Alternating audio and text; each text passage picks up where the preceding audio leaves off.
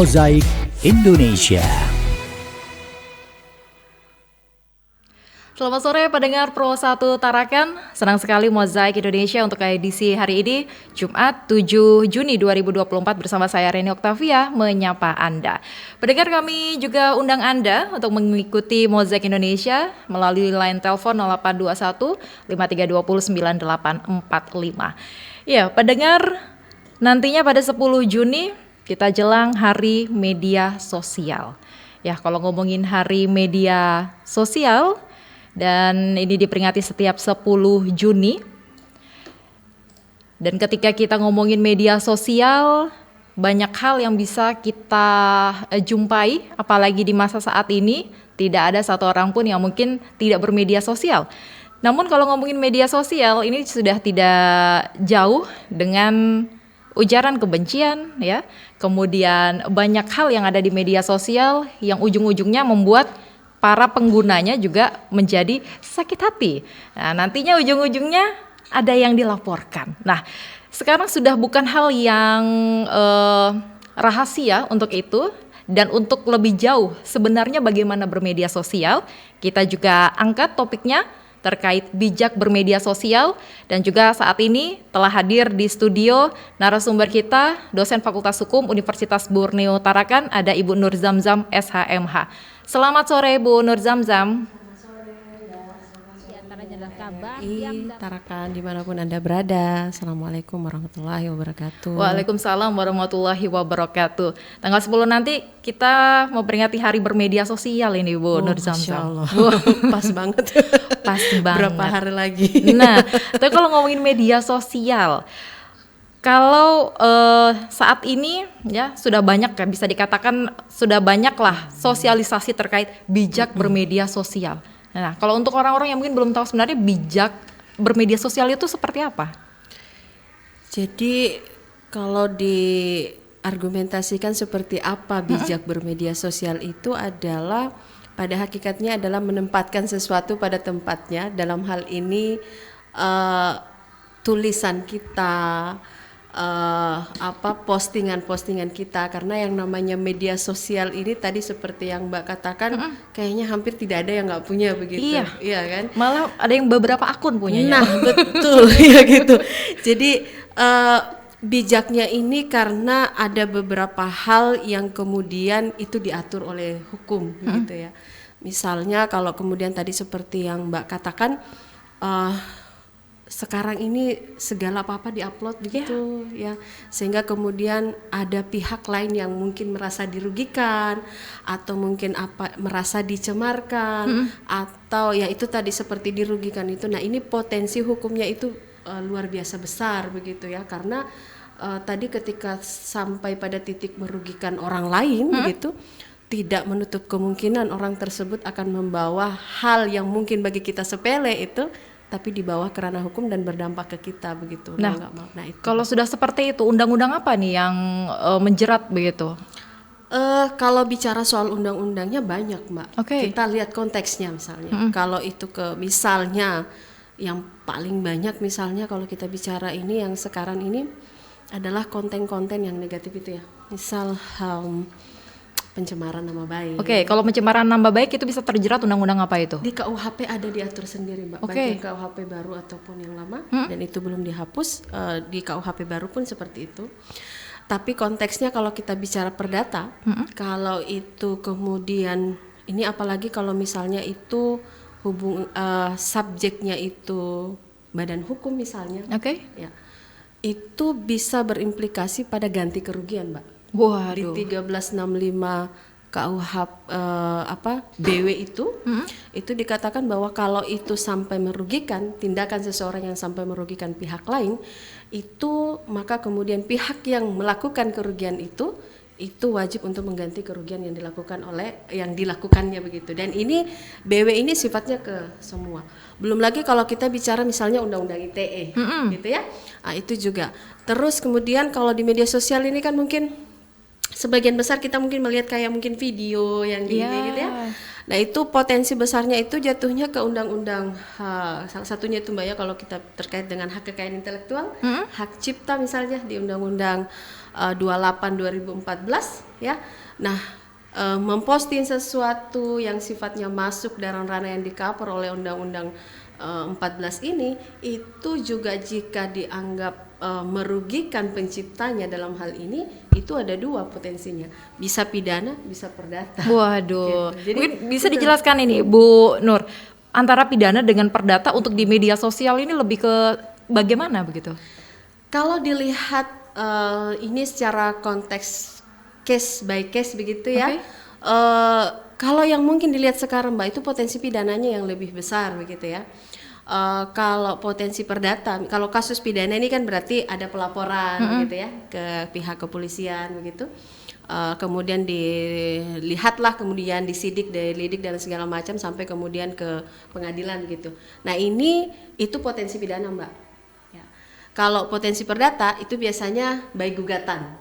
Ya, jadi penggugat melayangkan gugatan misalnya karena merasa dirugikan. Nah itu kalau sekarang itu paling banyak itu adalah kalau di ranah media sosial itu adalah pelanggaran itu tadi, hak cipta. Hak cipta ya? Ya, nah itu di dalam Undang-Undang Nomor 14 itu bukan hanya ganti kerugian berupa denda, tapi kalau kemudian itu sampai menjiplak betul-betul tanpa izin dari pencipta, itu dipidanakan boleh Mbak. Sampai di penjara begitu ya? Betul, ada. Nah, jadi seperti itu. Jadi makanya penting begitu kita memahami betul-betul bagaimana kemudian kita ini dalam seperti tema kita hari ini bijak dalam media sosial, karena sekalipun itu kita itu kan hak saya gitu ya. Medianya itu punya saya begitu. Tetapi kita harus tahu bahwa hak kita itu tetap seluas-luasnya, tetap ada batasannya begitu. Jadi harapannya bahwa bolehlah kemudian kita melakukan mengupload, melakukan tindakan mempublikasikan kegiatan kita, melakukan sesuatu yang kita yang dengan menggunakan media sosial kita, tetapi harapannya itu implikasinya akan lebih baik kalau sifatnya positif begitu, tidak merugikan orang lain, konteksnya gitu. Karena sekarang itu zamannya gini ya, bukan lagi mulutmu harimaumu gitu ya, tapi bisa jarimu tweetmu itu bisa jadi harimau gitu. Benar. Iya, benar, media sosial sekarang dijadikan sarana begitu ya untuk mengeluarkan unek-unek. Nah, betul. Memang terkadang memang ada yang merugikan ya, tapi ada juga yang kadang singgung-singgungan saja begitu Bu Nur. Akhirnya ada yang tersinggung. Ini contoh kasus misalkan saja menagih utang. Ini kan sering terjadi ya. Kita sering melihat itu dan akhirnya yang menagih ini malah dilaporkan karena pencemaran nama baik. Nah, itu seperti apa sebenarnya kasus begitu itu, Bu? Nah, kita harus lihat kalau kita ini orang hukumnya, kita lihat case-nya gitu ya. Jadi kalau case-nya seperti yang Mbak tadi sampaikan, itu bisa dua Mbak. Nah, gimana tuh? Pencemaran nama baiknya ada. Kalau kemudian perjanjiannya yang tidak terpenuhi, kan awalnya utang piutang itu sebenarnya sumbernya adalah perjanjian ya. Jadi kalau sumber dari perjanjian itu, maka arahnya kalau kemudian tidak ditepati atau wan prestasi kalau istilah hukumnya, maka itu akan ranah perdata itu Mbak, menggugat kita. Tapi kalau sudah sampai mencemarkan nama baik, silakan. Coba dilihat apa konteksnya, kenapa dianggap saya mencemarkan begitu. Ada hak untuk menyampaikan kan, kenapa Anda menganggap bahwa saya mencemarkan gitu, atau kenapa ya, sekali lagi kan itu bentuknya delik aduan ya, mengadu kita ini ke polisi kalau kemudian kita merasa dicemarkan, apalagi kalau hal tersebut ketika kemudian kita namanya berutang Mbak ya, tidak ada orang yang mau tahu kalau kita berutang gitu, tapi ketika kemudian itu diupload ke media sosial, pada akhirnya seantero dunia bukan hanya dunia tahu bahwa si fulan ini sedang berutang dengan dan sedang berkasus. Nah itu tadi potensinya ada dua, bisa ke pidana bisa berat, tergantung kita lihat case-nya bagaimana gitu ya. Berarti yang akan diproses adalah yang berhutang atau yang menyebarkan berita itu? Kalau dalam konteks ini berarti yang menyebarkan kalau pidana Mbak. Tapi kalau kewajiban untuk membayar kan tetap ada di debitur atau orang yang meminjam gitu. Itu dua hal yang berbeda walaupun dari sumber kasus yang sama gitu. Berarti keduanya bisa kan? Iya, keduanya bisa. Makanya kalau saya ya mungkin ya Mbak, saya selalu katakan ke mahasiswa atau teman-teman saya tuh ya, kalau misalnya nggak usah lah sampai ke media sosial, ditagihlah baik-baik gitu ya. Tapi karena kan ini kita yang yang ditagih malah lebih galak daripada yang ditagih. Dan itu yang kadang bikin kesel gitu ya.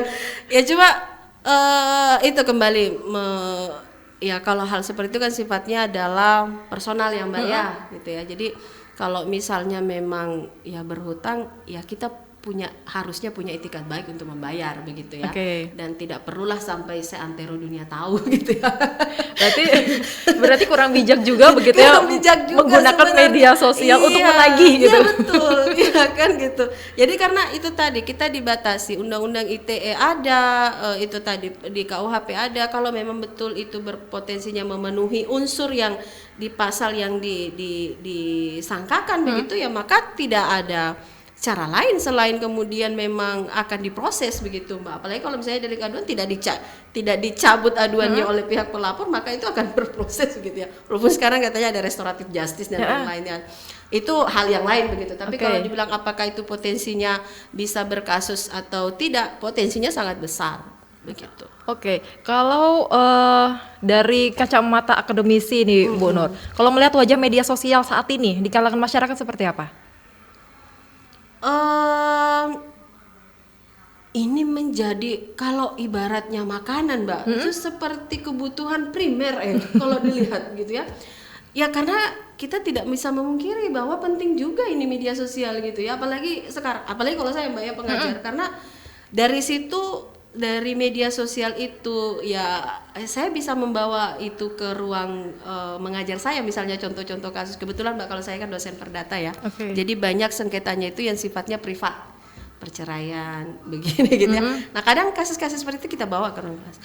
Hal yang lain yang kemudian kenapa media sosial itu penting, ya itu tadi keterhubungan Mbak, yang sebenarnya kita bisa menyapa orang lain gitu ya, kendari pun tidak ketemu gitu ya.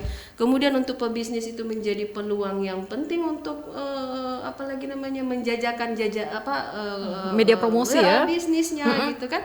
Jadi memang penting Mbak, apalagi kalau sekarang memang perkembangan ilmu pengetahuan teknologi itu memang akan didukung dan sangat amat harusnya dengan keberadaan media sosial itu ini sangat dibutuhkan begitu. Karena ya itu tadi keterhubungan itu tidak bisa lagi kita people to people begini bertemu, tapi menjajakan misalnya tadi dalam bisnis itu bisa sampai jangkauannya jauh lebih luas begitu, sehingga media sosial ini memang akan selalu menjadi hal yang dibutuhkan di masyarakat yang sekarang. Dan itu saya yakin dan percaya kalau hari ini masih beberapa media sosial tidak menutup kemungkinan 5 atau 10 tahun ke depan akan muncul yang lain-lain begitu, dan itu pasti akan digandrungi. Berarti masih ada peluang ke depannya untuk lebih banyak lagi media sosial mungkin yang diciptakan begitu ya Bu Nur? Dengan mungkin dengan hal yang berbeda ya misalnya, dan tentu ini juga harapan kami ya, karena kemarin misalnya contoh Mbak ya TikTok ya.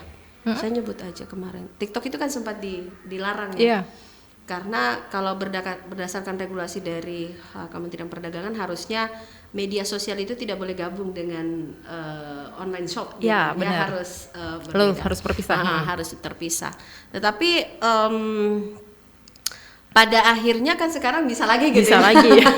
Nah itu tadi Mbak, kekuatan pangsa pasarnya itu tidak bisa dipungkiri gitu. Nah ini saya lihat kalau ada lagi aplikasi-aplikasi lain yang memungkinkan, atau kemudian di aspek lain dia lebih wah daripada aplikasi yang sekarang, itu tidak menutup kemungkinan akan digandrungi lagi oleh masyarakat. Nah itu juga potensi besarnya dalam hal terjadinya kasus itu juga pasti akan besar juga begitu. Bu Nur Zamzam, saya sempat membaca begitu ada beberapa pelanggaran etika di media sosial. Ini meliputi pelanggaran copy paste hak cipta tadi yang sempat disinggung begitu, pelanggaran cyberbullying. Ini seperti apa sebenarnya nih bentukannya nih? Kalau yang tadi undang-undang hak cipta Mbak, itu misalnya kalau minta dibilang bentuknya kan ada kurang lebih 14 di pasal, saya lupa Mbak pasalnya di undang-undang hak cipta itu, video gitu ya, itu semua di cover, pidato, sinematografi, lagu dan lain-lain ya, lirik dan lain-lain. Nah itu kan seharusnya kalau etikanya dipakai sepotong seperempat sekian itu harus dituliskan penciptanya. Oke. Nah, makanya kalau lihat di hampir di semua media sosial itu kebijakannya adalah kalau mereka pun mengcover kembali, tetap akan dituliskan aslinya seperti apa. Karena itu melindungi itu. Karena kapan tidak dituliskan, maka itu adalah pelanggaran. Nah itu punya, nah gitu ya. Nah kalau dalam hal tadi yang kedua dalam hal apa tadi cyberbullying dan pelecehan, ini seperti pelecehan secara online, gitu ya. Kemudian ancaman, penghinaan, lalu kemudian penyerangan secara verbal tadi, nah, itu masuk di situ, Mbak. Baik, jika kita mendapatkan yang seperti itu, kemudian kita laporkan ke pihak berwajib, ini sudah bisa? Seharusnya bisa, iya. Dan yang paling berpotensi adalah korbannya misalnya, atau yang dirugikan dari konten tersebut. Itu bisa, sangat berpeluang besar untuk bisa. Dan itu yang biasanya dijerat dengan Undang-Undang ITE, Mbak. Undang-Undang ITE. Barang buktinya hanya dengan tulisan itu sudah cukup? Iya, dengan cukup, dengan video yang diunggah gitu ya. Misalnya kalau di Facebook itu kan kelihatan kapan dia upload, kemudian apa saja yang dia ucapkan misalnya, atau apa saja yang dilakukan, itu sudah cukup menjadi bukti konkret. Dan itu yang digunakan di kepolisian, Mbak. Screenshotan misalnya, sampai ke pengadilan itu juga yang akan diperlihatkan. Screenshotan dari apa yang dilakukan oleh pihak terlapor begitu, atau pihak yang melakukan hal tersebut gitu. Oke, apakah cukup disarankan ketika kita mendapatkan ya bullying lah begitu ya di media sosial untuk melaporkan, Bu Nur? Pada asasnya kalau sudah sampai pada tahap Anda merasa sangat dirugikan, maka akan jauh lebih baik jika dilaporkan. Kenapa? Karena kita mau pertama edukasi, yang kedua memberikan efek jerah, gitu ya. Tapi ya sejauh ini Mbak, biasanya sih ya sekarang kalau kita ke kepolisian itu biasanya diminta untuk atur damai ya, gitu ya. Kita coba selesaikan dengan cara baik-baik begitu. Tetapi pada hakikatnya kalau kembali ke konteksnya, kalau selalu hal-hal seperti ini melulu kemudian diselesaikan dengan cara seperti itu, maka tidak akan memberikan efek jerah sebenarnya. Artinya kita bersemangat untuk mengedukasi masyarakat untuk berbijak media sosial. Lantas kemudian ketika ada yang melakukan, kita minta ditindaki, lalu kemudian itu berakhir dengan baik-baik saja. Sepertinya ya kalau kami akademisi yang ada istilah pengabdian kepada masyarakat kayaknya udah hitungannya udah capek-capek nih ngejarin gitu ya, ngejarin begitu. Nah maksud saya itu adalah supaya kemudian kalau hal tersebut dilakukan dan kemudian punya implikasi hukum bagi yang melakukan, ya harapannya dari dia bermula lalu kemudian dia bisa menularkan ke keluarganya. Jangan seperti saya lah gitu yang dipidana karena hal-hal ya sifatnya sebenarnya sepele begitu ya. Nah itu jadi ya esensinya hukuman itu ya sebenarnya adalah memberikan efek jerah kan Mbak. Jadi kalau kemudian ini sebenarnya bisa saja begitu. Selain kemudian misalnya ada juga yang biasanya sebelum sampai ke tahap ke polisi adalah karena kembali itu adalah delik aduan, maka yang mereka lakukan adalah mencoba mensomasi atau mendatangi dulu. Mau nggak di take down misalnya gitu ya. Nah, misalnya begitu kalau ada postingan. Biasanya ada tahap-tahapnya ya. Iya ada tahapnya. Biasanya seperti itu karena hakikatnya ya kan masyarakat ini kan beda dengan teman-teman jurnalis yang punya aturan ya, mau mempublish apapun itu harus ada etikanya, harus mengikuti etika jurnalisme dan lain-lain. Tapi kan media sosial ini Mbak, yang nggak sekolah pun bisa gitu.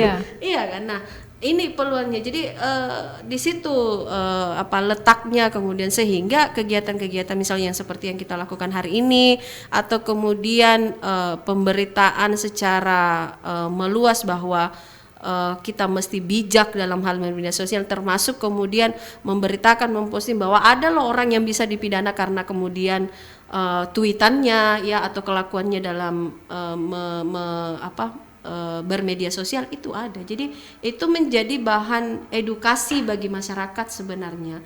Karena sekali lagi bahwa ini kan bukan satu media sosial, ini banyak begitu, dan itu tadi seperti satu orang itu bisa lebih dari satu media sosialnya dan kita harus bertanggung jawab atas apa yang kita lakukan begitu ya jangan sampai ya batasannya adalah jangan sampai kemudian sampai merugikan pihak lain begitu. Nah kalau kemudian orang lain itu merasa dirugikan, berpotensi pada aspek-aspek lain dari kehidupannya, maka sangat besar kemungkinan kemudian kita terjerat hukum begitu. Seperti itu Mbak. Oke, Bu Nur, selain pelanggaran cyberbullying, ada juga pelanggaran hoax. Nah, ini apalagi sudah jelang pilkada. Ini akan banyak sekali berita-berita yang luar biasa, ya kan? Betul. Sudah tidak terarah. Nah, ini nih gimana ini? Kalau pelanggaran apa yang mungkin bisa dijerat dengan pelanggaran hoax ini? Kembali Mbak, hoax itu kan dalam artian berita yang tidak benar ya, gitu ya. Nah kalau kita sebagai masyarakat ini harusnya, saya selalu bilang sama ya karena kita ini hampir setiap hari ketemu dengan mahasiswa ya Mbak ya. Saya bilang kita dianugerahi sama Tuhan itu punya 2 mata, 2 telinga, 1 mulut. Artinya segala informasi yang kita dapatkan itu kita mesti lihat. Setelah kita mungkin mendengar, lihat betul dulu. Ini cross check kita, baru kemudian kita keluarkan. Itu sebenarnya ada filosofinya ini, tubuh ini dibuat seperti ini. Nah, artinya kalau kemudian mendapatkan berita secara prinsip keadilan dan etikanya, ya cross check dulu lah, itu benar apa enggak gitu ya. Terlepas dari siapa yang memposting ya. Gitu. Karena kalau pada akhirnya Anda meneruskan sebuah berita yang sebenarnya itu adalah hoax gitu, maka Anda juga punya peluang untuk kemudian dianggap menyebarkan berita seperti itu kan. Nah, jadi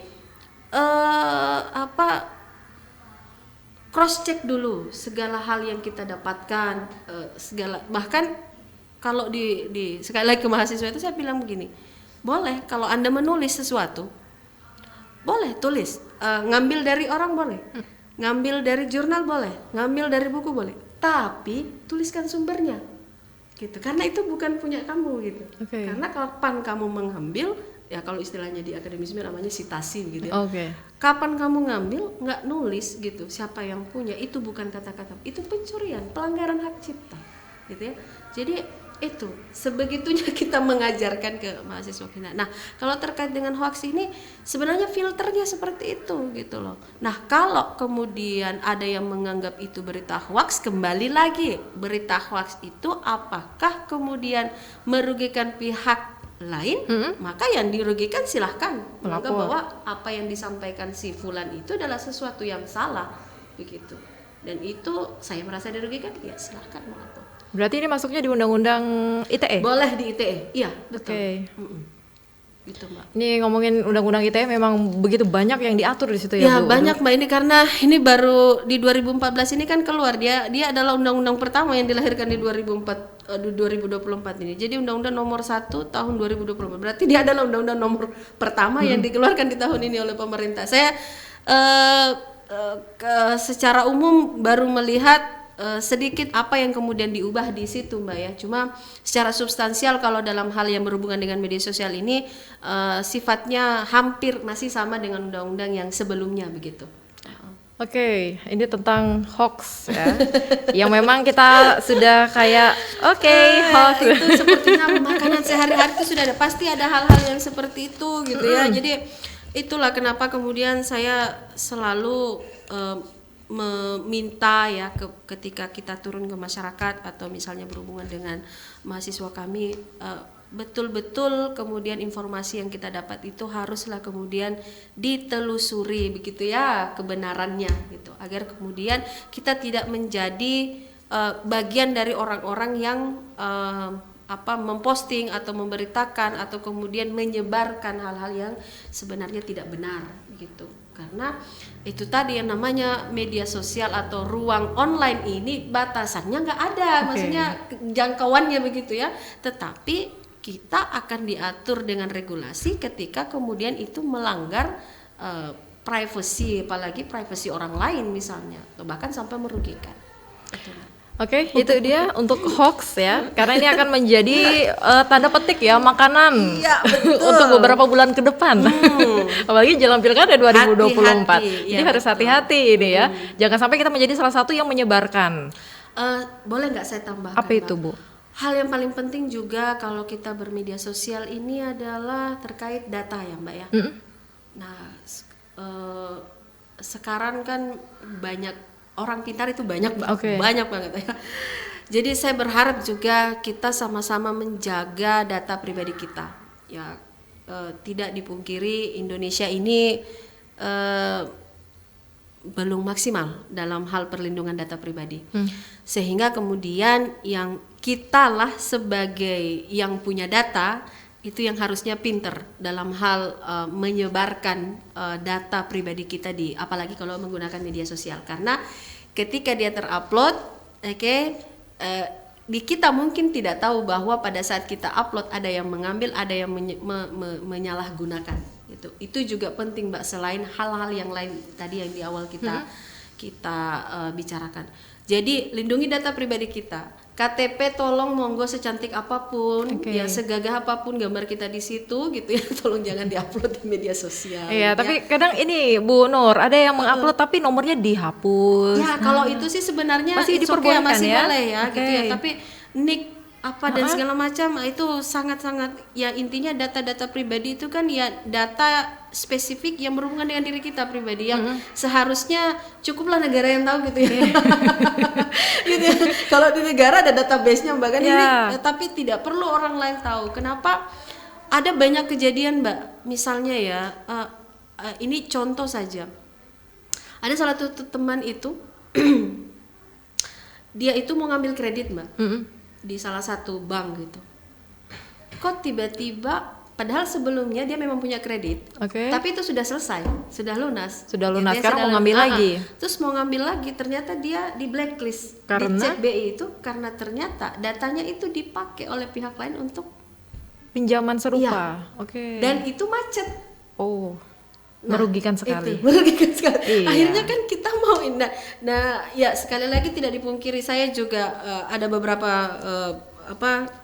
kajian sedikit yang terkait dengan data pribadi ini, karena saya bekerja sama dengan beberapa UMKM untuk kemudian salah satunya adalah bijak dalam hal pinjaman online dan lain-lain gitu ya Mbak ya.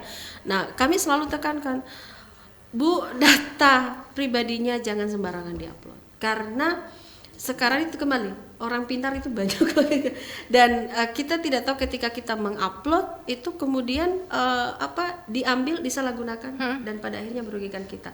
Dan yang namanya di media sosial ini kalau sudah misalnya pencurian seperti itu kan lama untuk diproses gitu, karena kita tidak tahu siapa yang melakukan hal tersebut begitu kan. Nah, berbeda kalau misalnya di media sosial itu kita bicara menyebarkan atau menyebutkan orangnya dan lain-lain, pencemaran dan lain-lain, itu kan terlihat siapa dengan siapa. Tapi kalau dalam hal ini kan susah gitu. Kita aja nggak tahu, ternyata data kita diambil gitu ya. Jadi, nah itu juga hal yang paling penting. Tapi kayak gitu masih bisa diproses secara hukum, Bu? Bisa ada Mbak. Kita kan kalau di kepolisian ada tim cybernya ya sebenarnya. Cuma ya itu tadi kembali lagi karena ini adalah ruang untuk mengedukasi, maka saya berharap sekali bahwa salah satu bijaknya kita dalam bermedia sosial itu adalah lindungi data pribadi Anda masing-masing. Itu juga hal yang penting. Oke, Bu Nur Zamzam, kita jeda sejenak ya. Dan untuk Anda pendengar, kami masih undang Anda untuk bergabung di 0821 5320 9845. Kita masih membahas terkait bijak bermedia sosial.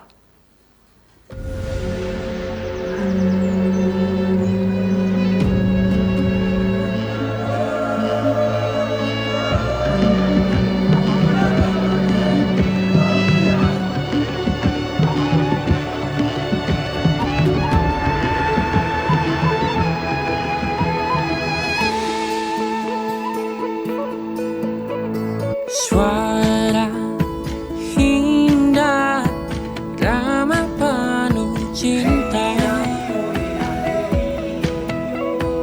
damai jiwa, tulus terasa nyata.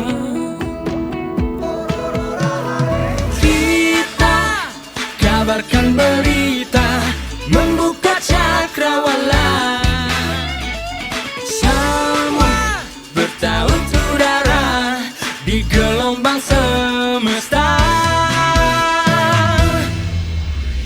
Kita Indonesia, sesungguhnya langit aspirasi bangsa. Kita Indonesia, sesungguhnya kita hadir bagi dunia. Kita Indonesia.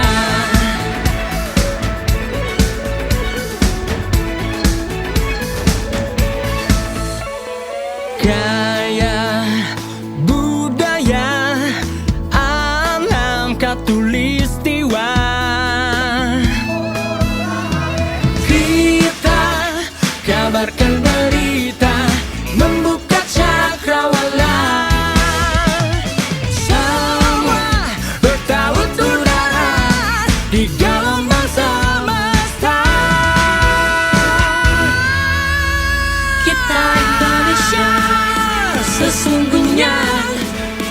langit aspirasi bangsa. Kita Indonesia, sesungguhnya kita hadir pada dunia. Kita Indonesia, sesungguhnya langit aspirasi bangsa. Kita Indonesia, sesungguhnya kita hadir pada dunia. Kita Indonesia, sesungguhnya langit aspirasi bangsa. Kita Indonesia, sesungguhnya kita hadir pada dunia. Kita Indonesia, sesungguhnya. RRI Digital dengan tampilan baru, berbagai konten kolaborasi dari berbagai program nasional, termasuk siaran visual langsung, siaran radio langsung, daftar putar musik, podcast, berita video, dan berbagai fitur interaksi pengguna dalam permainan. Berbagai konten menarik seperti suka, komentar, dan berbagi, serta obrolan langsung dengan penyiar dan pengguna. Pesan langsung dan fasilitas obrolan pribadi antara pengguna aplikasi juga tersedia. RRI Digital tersedia di Google Store dan App Store. RRI Digital.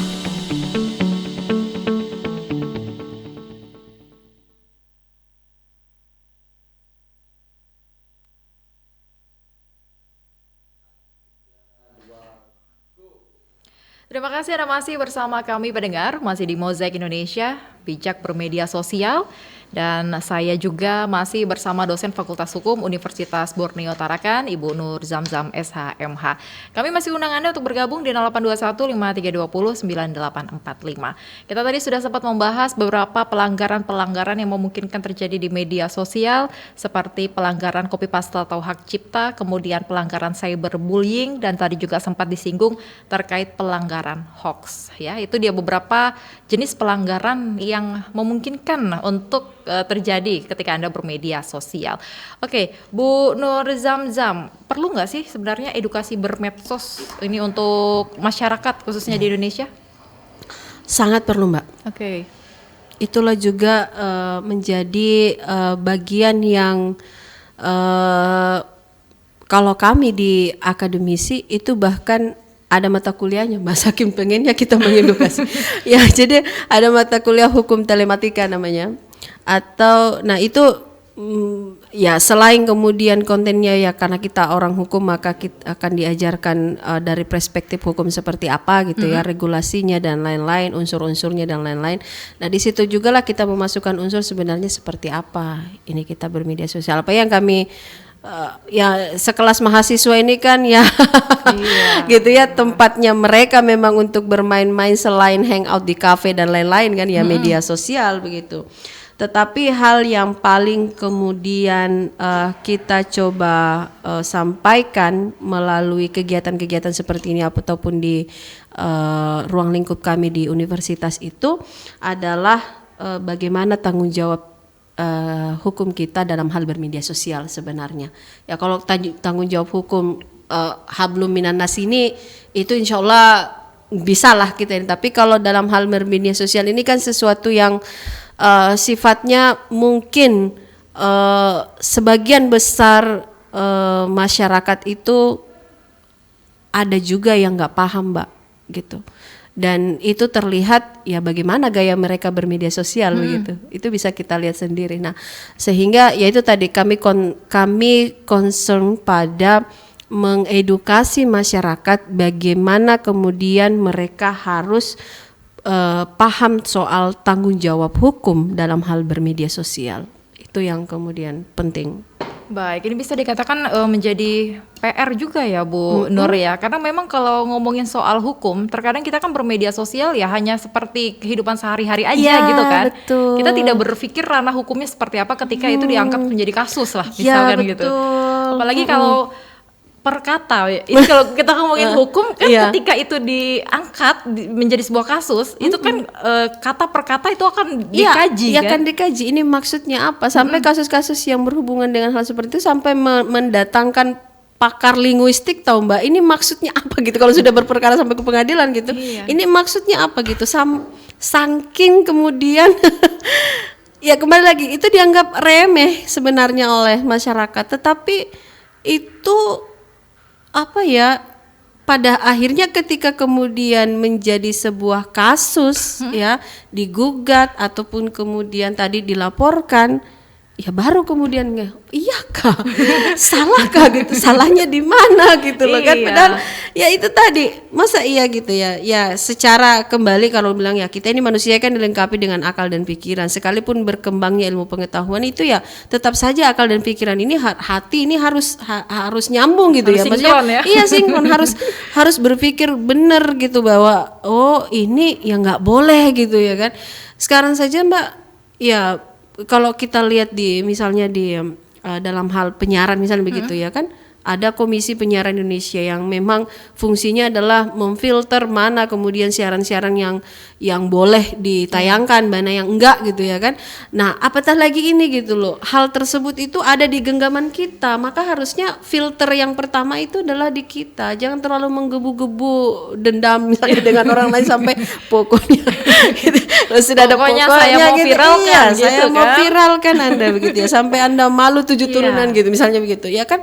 Itu mungkin sebentar saja itu di pikiran, tetapi implikasinya panjang begitu. Nah setelah berkasus baru kemudian ternyata saya nggak tahu kalau seperti itu. Nah itu kalau kita orang kan nggak boleh kita katakan bahwa kita tidak tahu hukum. Asasnya adalah ketika kemudian itu sudah diundangkan, sudah diletakkan lembaga negara, warga negara dianggap tahu.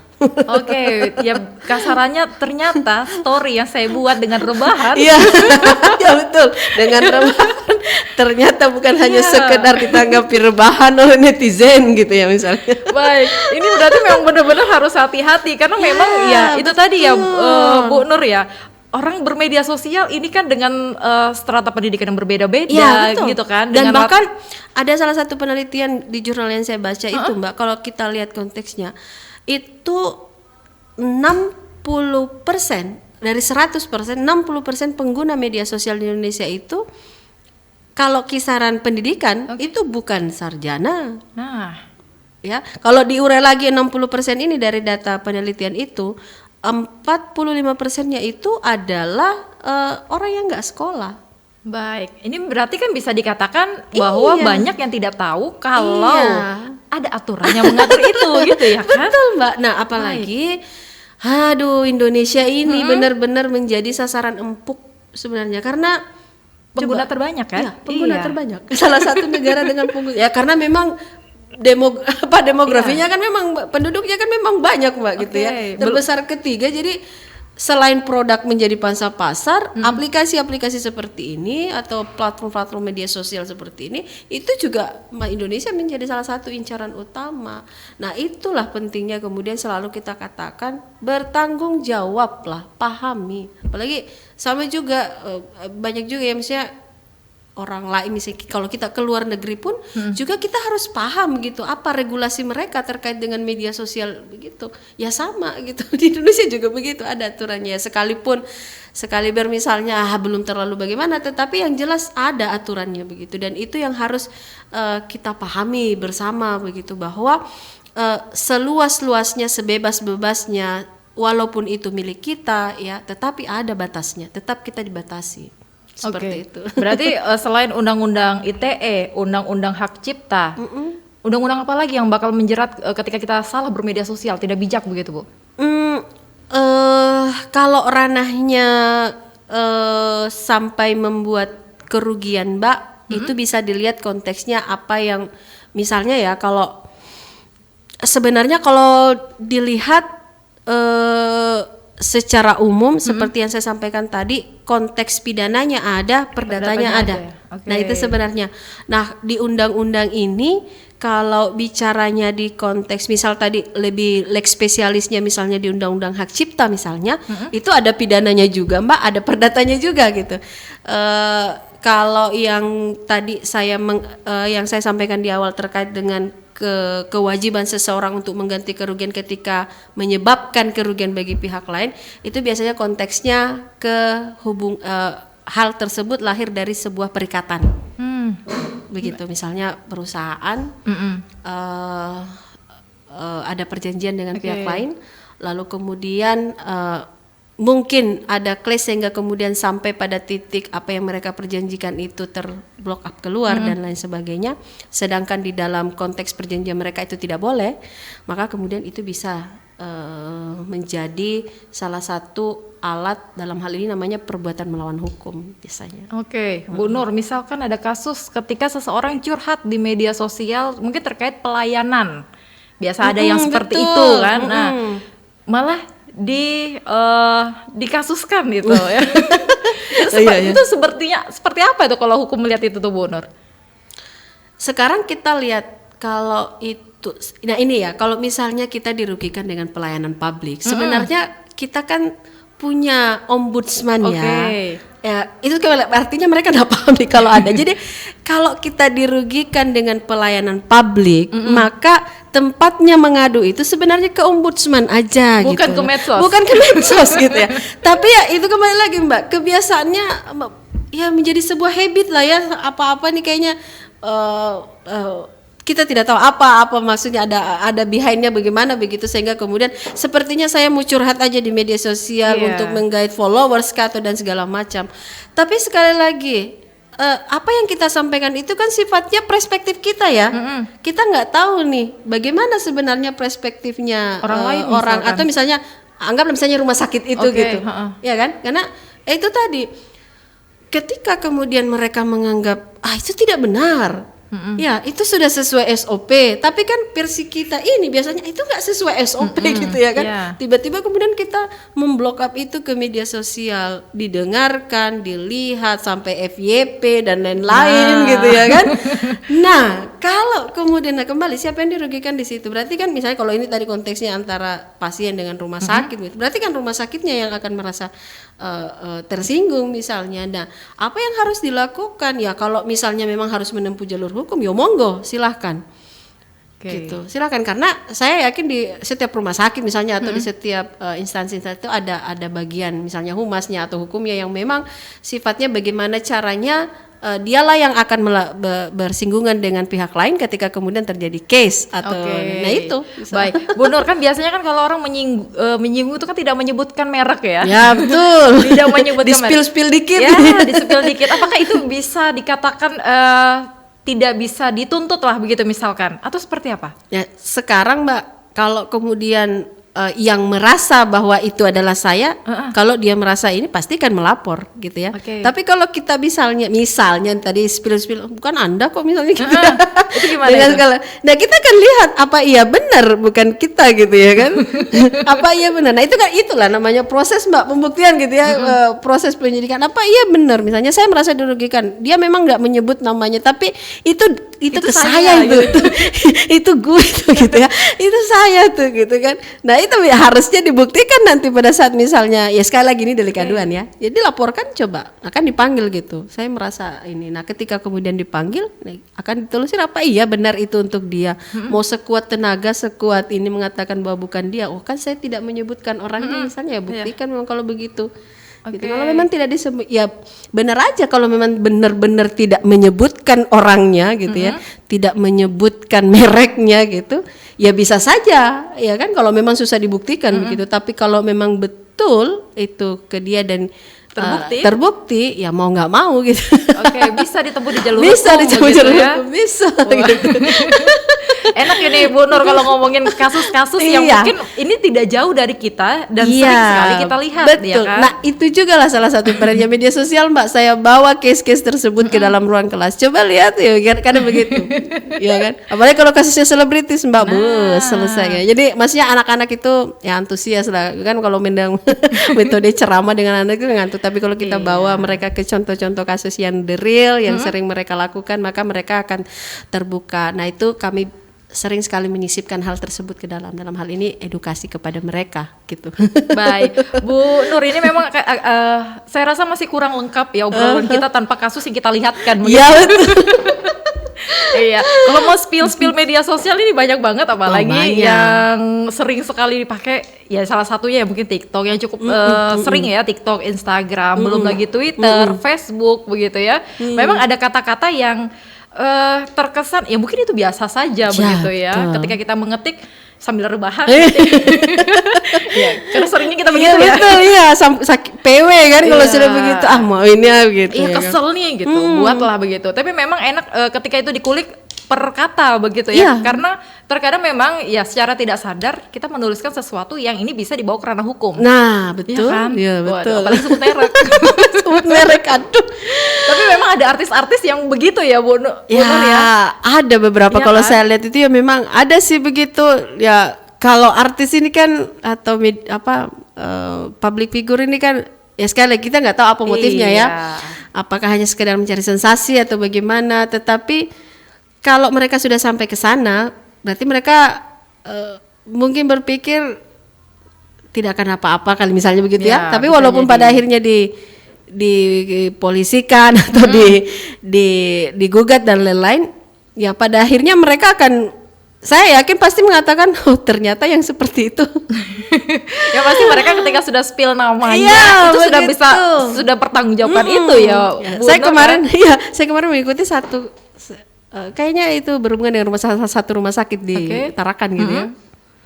Jadi beliau men-spill, tapi pada akhirnya saya lihat di part keduanya pihak rumah sakitnya meminta maaf. Oke, berarti mungkin Begitu. ya begitu. Iya. Nah, begitulah.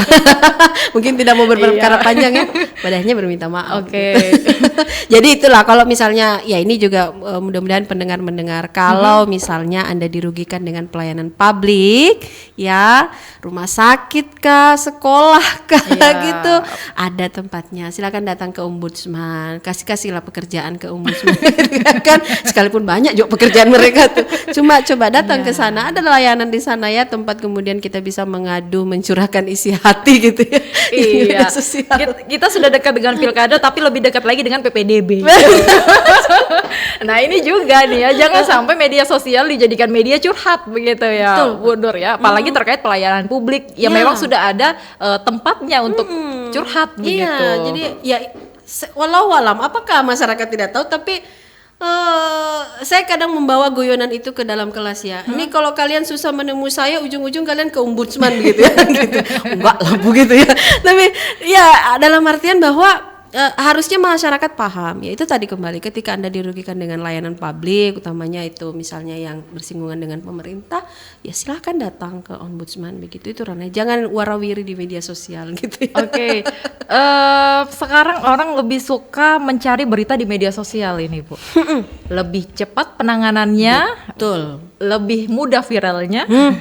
Tapi yang pasti yang penting itu lebih cepat penanganannya. Kalau Bu Nur melihat seperti apa itu?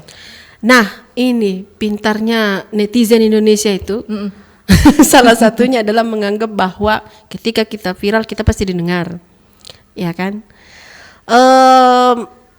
Kalau saya sih Mbak memilih bahwa kita tempuh jalur yang sebenarnya terlebih dahulu. Oke. Iya.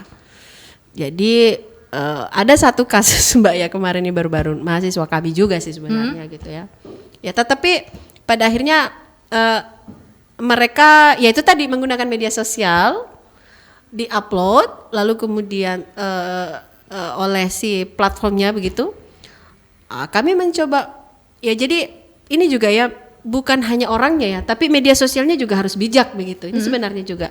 Jadi kalau misalnya media sosial itu menerima sebuah informasi, diminta untuk mempublish sesuatu begitu ya. Nah, harusnya itu dalam meng-cross check-nya kedua belah pihak gitu ya kan. Apalagi kalau memang betul itu melibatkan dua belah pihak, bukan hanya sifatnya orang yang datang ke dia untuk di posting dan segala macam begitu.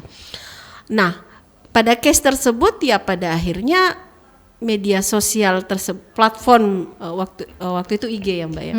IG itu akhirnya men-take down. Kenapa? Karena Anda tidak mendengar kedua belah pihak gitu. Yang Anda dengar hanya dari aspek satu pihak saja dan itu sudah kemana-mana begitu. Dan institusi ya pasti dirugikan begitu ya, karena ini institusi besar sekelas kampus itu pasti dirugikan dengan hal-hal seperti itu begitu, bahkan bisa merembes ke hal-hal lain begitu yang sebenarnya tidak substansial begitu, jauh dari substansi yang sebenarnya. Nah jadi sebenarnya pada hakikatnya selain kemudian kita masyarakat gitu ya, ini media sosial juga harusnya juga bijak gitu ya. Nah kalau sifatnya kalian ya ini sekali lagi adalah media sosial, tempat di mana masyarakat berkumpul, menjadikan platform kalian sebagai media untuk apalagi publish dan lain-lain, maka harusnya disertai dengan etika. Tapi sebenarnya secara keseluruhan nih Mbak, platformnya itu bener aja gitu. Mereka bahkan biasanya itu kalau di bagian settingan mereka melampirkan apa aturan mainnya. Cuma kemudian misalnya kalau IG di dalamnya itu kan ada pihak ya, akun-akun yang kemudian akun-akun itu banyak followersnya, sehingga kemudian itu menjadi sasaran empuk bagi orang-orang di tag untuk kemudian viral, gitu. Karena ketika di tag berarti otomatis muncul di beranda dari akun tersebut, begitu. Nah, inilah yang saya maksud bahwa tantangan terbesarnya dari media sosial itu sangat besar, Mbak. Nggak ada regulasinya saja bisa sebegitunya, apalagi kalau tidak ada gitu ya. Nah itu seperti itu loh Mbak. Baik, ini memang kalau ngomongin bermedia sosial 60 menit kurang.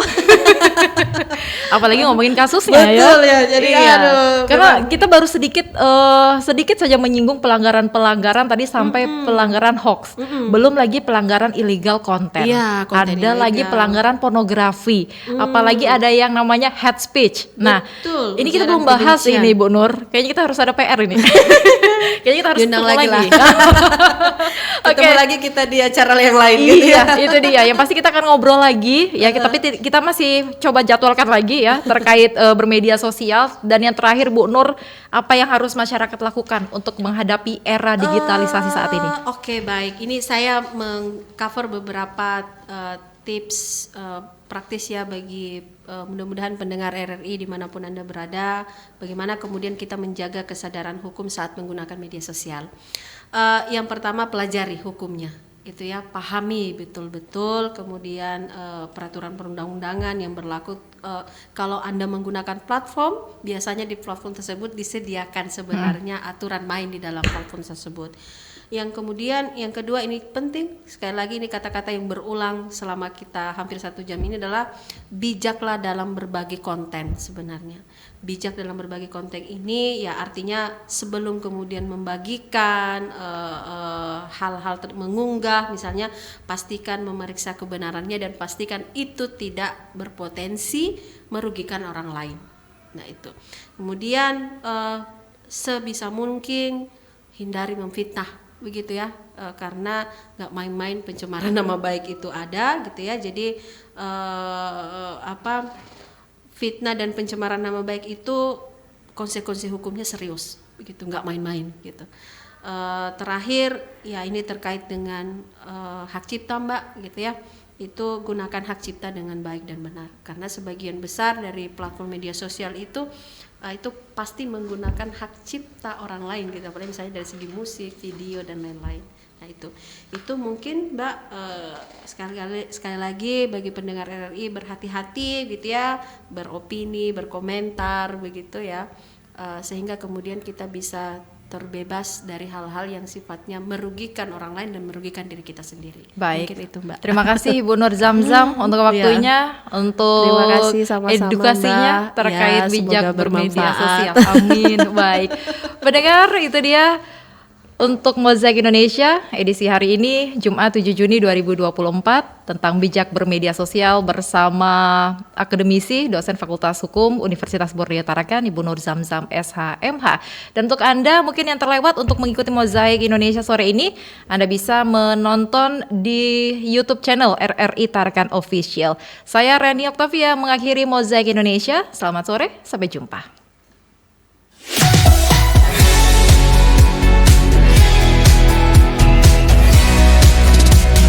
Mozaik Indonesia.